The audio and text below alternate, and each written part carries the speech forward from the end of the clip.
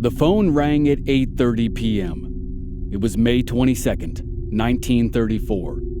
The director of the Texas prison system, Lee Simmons, picked up. It was Frank Hamer calling from Shreveport, Louisiana.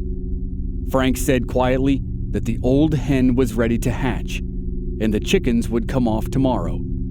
Then the phone call ended. Simmons had been waiting for this call.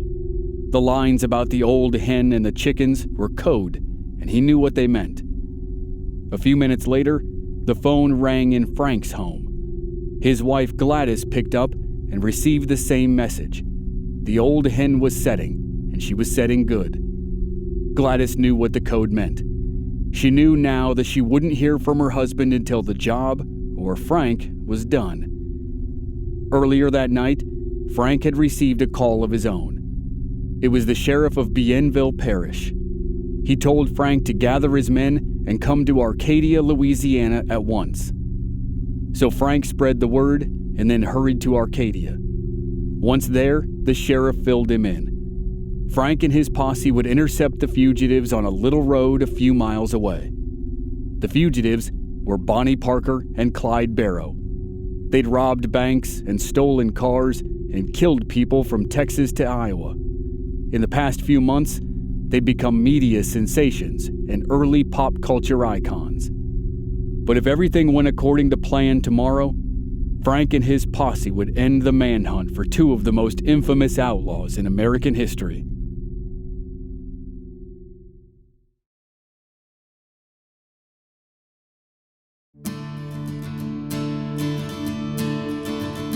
From Black Barrel Media, this is Legends of the Old West. I'm your host, Chris Wimmer, and this season, we're telling a 4-part story about the historic career of Texas Ranger Frank Hamer. This is Episode 4, The Hunt for Bonnie and Clyde.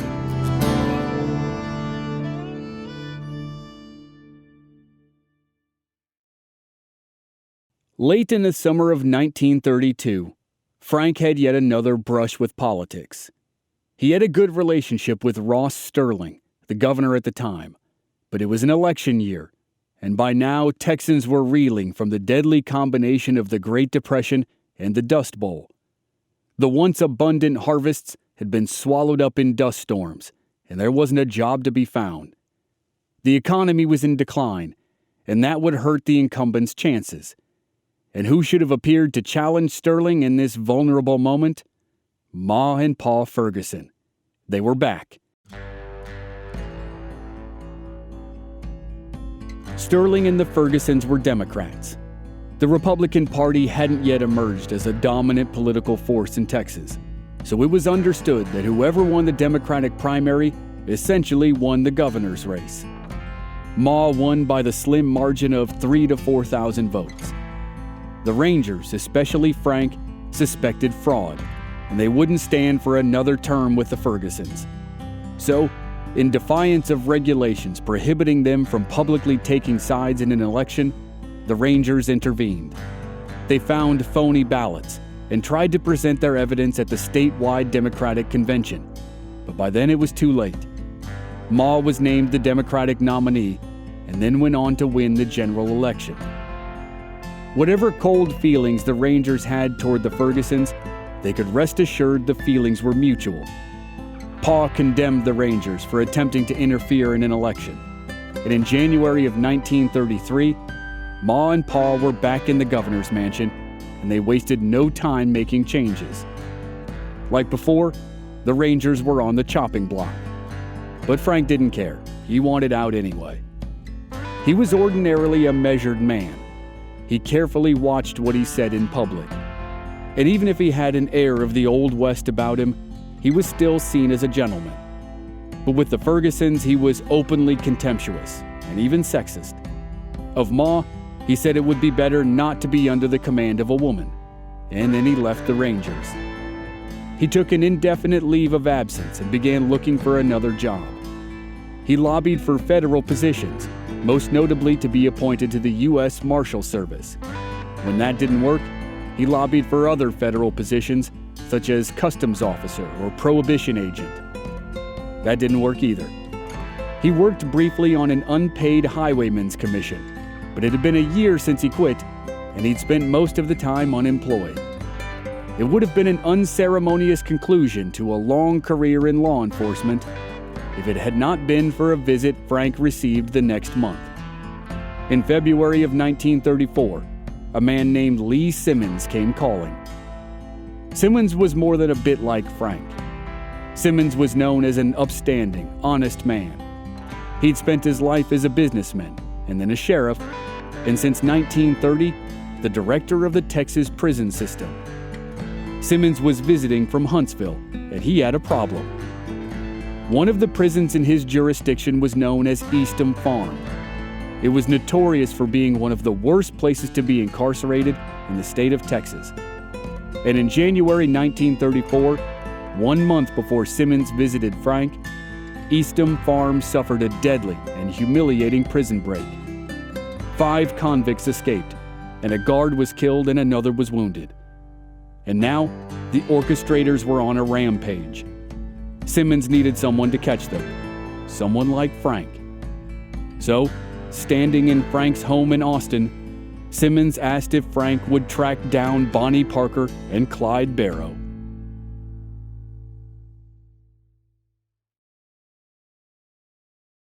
Bonnie and Clyde had been on the run from the law for nearly 2 years.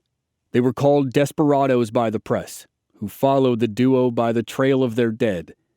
The country viewed the couple as violent and brutal, yet also exuberant and fascinating. Frank certainly would have known about them, though he probably didn't expect their case to fall into his lap.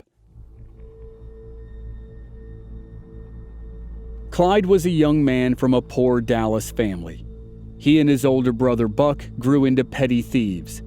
They'd started by stealing chickens and graduated into larceny and car theft. Bonnie was a young woman from Rowena, Texas, and she was entranced by Broadway and poetry. She wrote her own poems and dreamed of one day being an actor. The pair met in Dallas in 1930. Bonnie saw Clyde at a party, and they understood one another.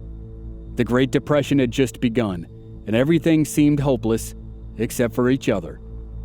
So their courtship began. Bonnie didn't mind Clyde's criminal past. In fact, she helped him escape from a Waco jail 2 months after they met. A month later, he was caught and sent to Eastham Farm and then Huntsville. He served 2 years of a 14-year prison sentence before being paroled in February of 1933. Eastham was designed for criminals who were the worst of the worst, not small-time crooks like Clyde Barrow. And it didn't help that Clyde was only 5'6" and weighed about 130 pounds. As a result, he suffered constant physical and sexual abuse on the farm. He'd killed his chief tormentor in the shower, though another man happily took the blame for the crime. Clyde's abuser was known as one of the worst, even in a prison filled with horrible people. So one of Clyde's friends, who was serving a life sentence anyway, took credit for the killing. Clyde reunited with Bonnie, and from then on they were practically inseparable. After an unsuccessful attempt to go straight, Clyde turned once again to a life of crime. He, Bonnie, and a friend of Clyde's from prison, Ralph Foltz, committed a string of robberies.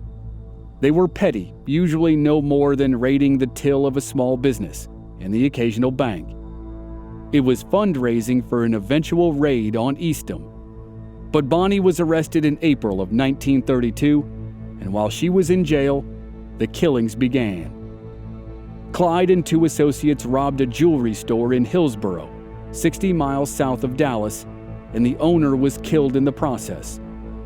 Clyde was identified by the owner's wife, even though he'd waited in the car during the robbery.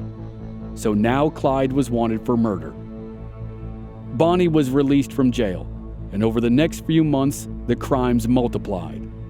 The gang committed robberies, car thefts, and murders, and the getaways were more violent than the initial crimes.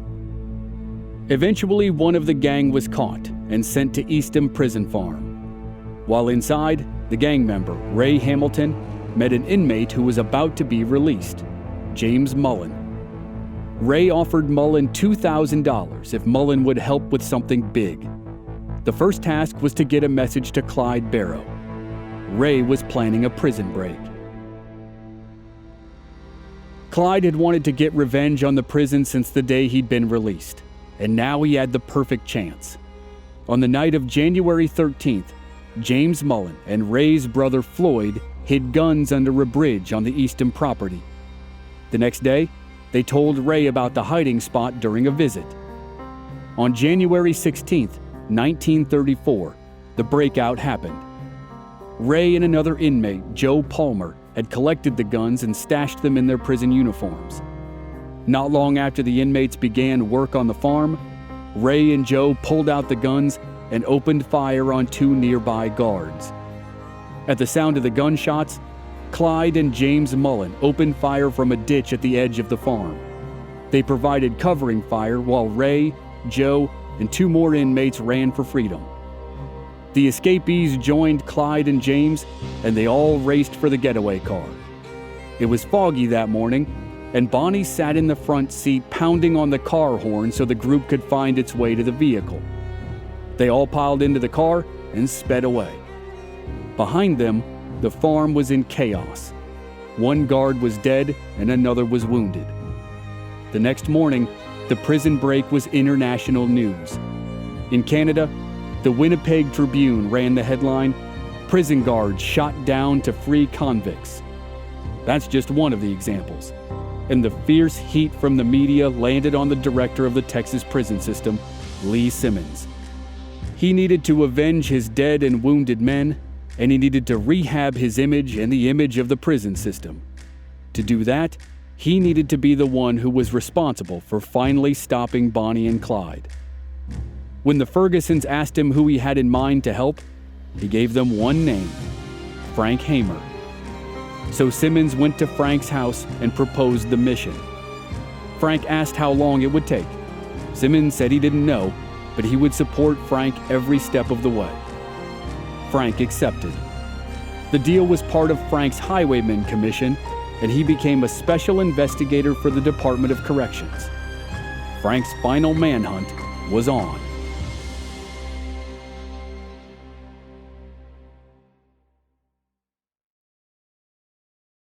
Frank quickly noticed something.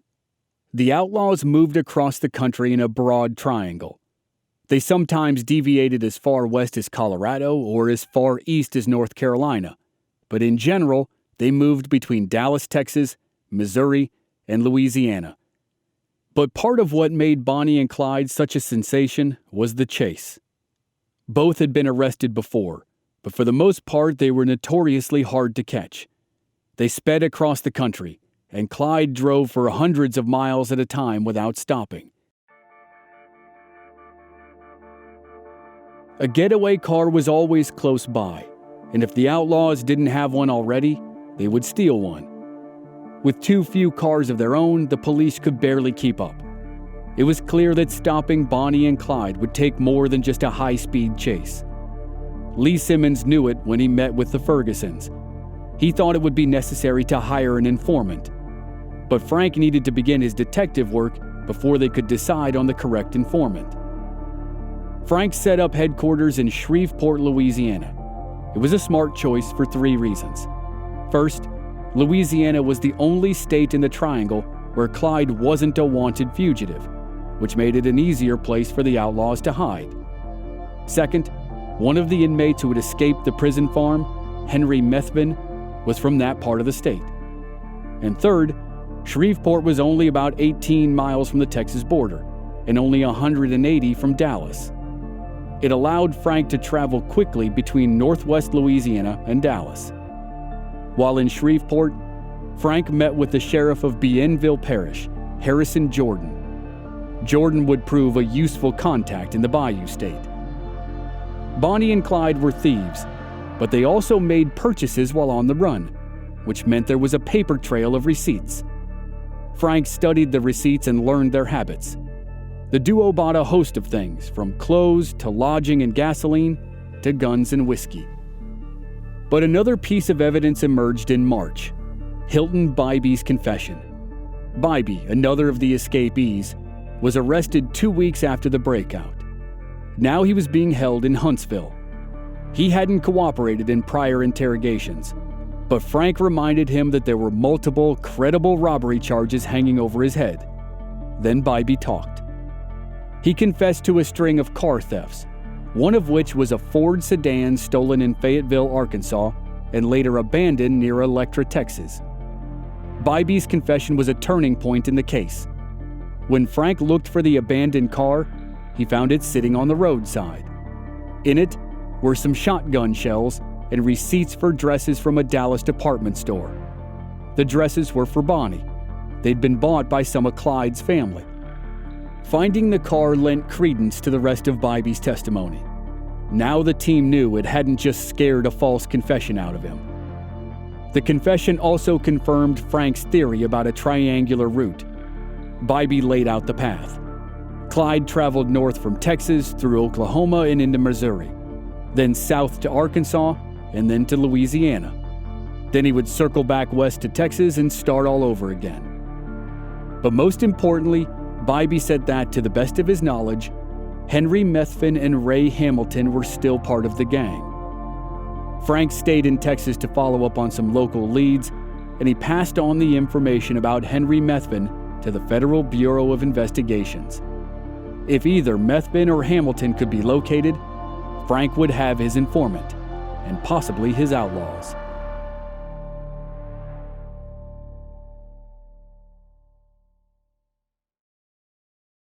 Sure enough, the FBI's investigation into Henry Methvin led them to Louisiana.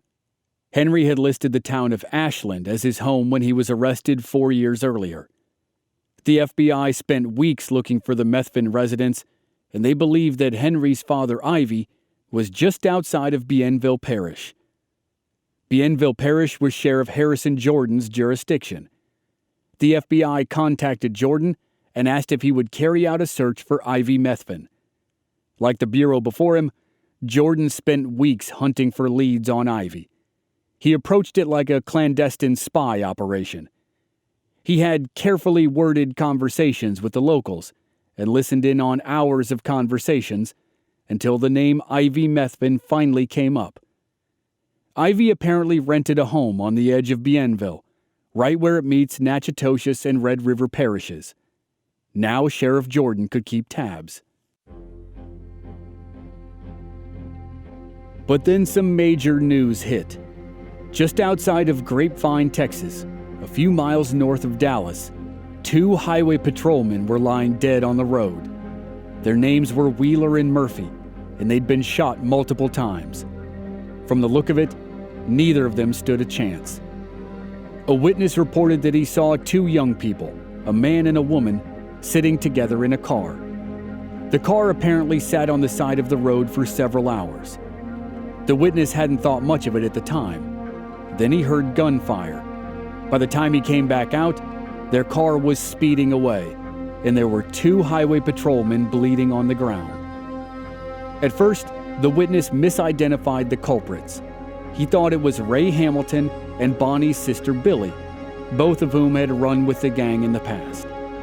It eventually came out that it was not Billy and Ray, but Bonnie and Clyde, and Henry Methvin was with them too. Accounts of Henry's involvement vary. Some hold that he was asleep in the back of the car and woke up at the sound of gunfire. Others hold that it was Henry and Clyde who shot the patrolman. Either way, it was now certain that the lawmen needed Henry as the informant. Finding Henry's father, Ivy Methvin, was a top priority. By now, the manhunt had swallowed up law enforcement resources all throughout the South and the Midwest. And there were tips coming in that Bonnie and Clyde had stayed at Ivy Methvin's place on April 10th. Then 3 days later, another informant said the fugitives would either stay with Ivy or Henry's brother, who also lived in the area. The FBI planned a large raid on Ivy's home, with federal and local law enforcement both participating, but they had to scrap it. Not only had the gang left the area, but the sheriff of a nearby county told the press about the plans for the raid. Frank was livid that the plan had been leaked to the media. But the silver lining was that Frank learned the raid had been based on intelligence collected by Sheriff Jordan. Frank quickly met Jordan and brought him into the posse.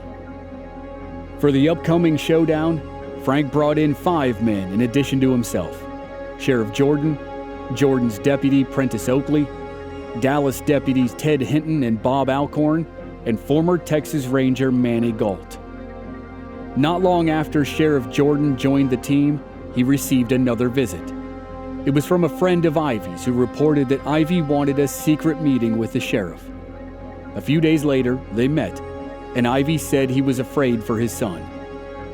The Methvins were scared that Bonnie and Clyde would kill their boy or get him killed. When news of the raid broke, the family worried that the government would hunt them all down. So Ivy offered his help on one condition: Henry had to be pardoned. The FBI was in no position to offer a pardon from the state of Texas, but the Fergusons were, and the team took advantage of the offer. Ma Ferguson gave her approval, and on April 24th, Lee Simmons wrote a letter to be delivered to Frank in Dallas. Simmons gave his word that cooperation by Ivy and Henry Methvin would ensure Henry's pardon. When Ivy and his family saw the letter, they were in. But now there were 2 more hurdles. The outlaws never stayed in one place very long, and Henry did not yet know about the plan.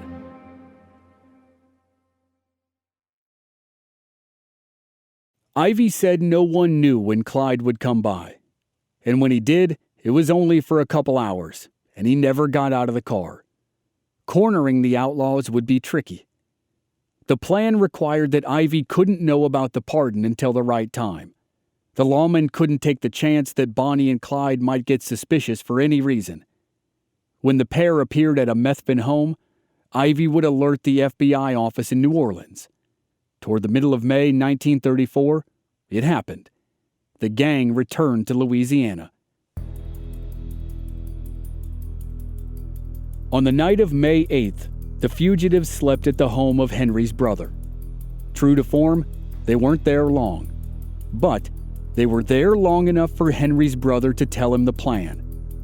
Henry learned that if he helped trap Bonnie and Clyde, he would receive a pardon for his crimes. He agreed.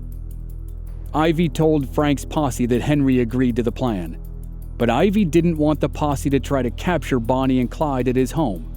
That would be far too dangerous for his family. So the posse found a spot for an ambush on Highway 154 south of Gibbsland. Henry was able to separate himself from Bonnie and Clyde without raising suspicion, so now the outlaw couple was alone. Frank learned the news on May 22, 1934. It was now or never. He called his wife and Lee Simmons and passed them the information through coded language. The posse stationed itself behind some tall brush on an embankment off the roadside. There they laid the trap. Ivy Methvin parked his logging truck on the side of the road to make it look like he had a flat tire. Frank and the 5 other men of his posse waited in their hideout for hours in the Louisiana heat and humidity. After several false alarms, they heard the roar of an engine. Then they saw a light tan Ford V8 approaching quickly. It slowed as it reached Ivy Methvin. There were 2 people inside, and Sheriff Jordan confirmed it was Bonnie and Clyde. Clyde pulled over and offered to help. Ivy pretended to be sick and hurried off into the brush. Before the posse could order a halt, one of the men opened fire prematurely.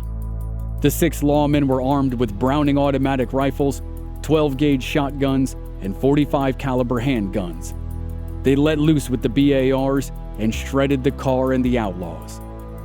As Clyde absorbed bullet after bullet, his foot slipped off the clutch and the car lurched forward. Bonnie screamed from the passenger seat. The posse kept firing until it would have been impossible to survive the assault. As the smoke cleared and the car ground to a halt, the 6 lawmen surveyed the scene. The notorious Bonnie and Clyde were dead. The coroner reported later that Clyde had been shot 17 times, and Bonnie had been shot 26 times. Frank was blunt when he gave a quote to the St. Louis Dispatch. He said the posse just shot the devil out of them.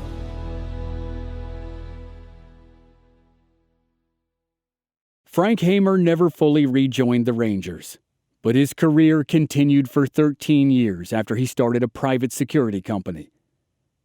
Like most lawmen who have been romanticized by years of stories like this one, Frank's life and career weren't as clear-cut and simple as we'd probably like them to be. He existed in the gray area, like everyone. He fought against lynch mobs and the KKK multiple times. But he also used violence outside the law against Mexicans and Mexican Americans. And throughout his career, he cracked down on strikes, which made him an enemy in the eyes of the labor movement. But when you tally up the events of his life, there's certainly more good than bad. Before May 23, 1934, he probably would have been considered a legend in the Texas Ranger community. After that day, he cemented his status as a legend for the general public as well. Frank Hamer retired in 1949 and lived out the rest of his life in Austin, Texas.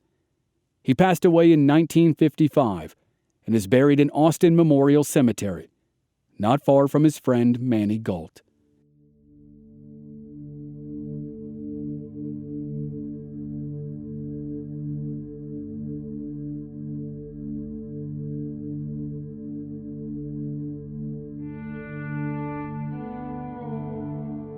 Thanks for listening to a few stories about Texas Ranger Frank Hamer here on Legends of the Old West.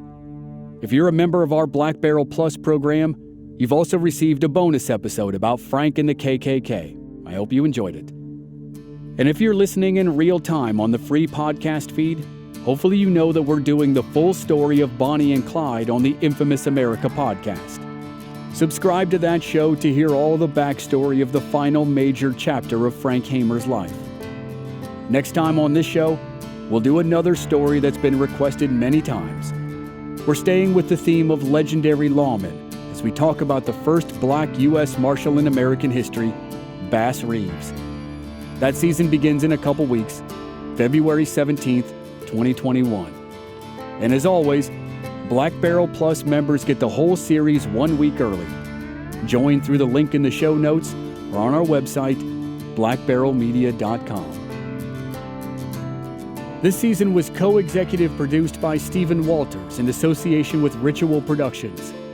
Research and writing by Dante Flores. Original music by Rob Valier. Audio editing and sound design by Dave Harrison. I'm your host and producer, Chris Wimmer. Find us at our website, blackbarrelmedia.com, or on our social media channels. We're at Old West Podcast on Facebook, Instagram, and Twitter. And you can stream all our episodes on YouTube. Just search for Legends of the Old West Podcast. Thanks for listening.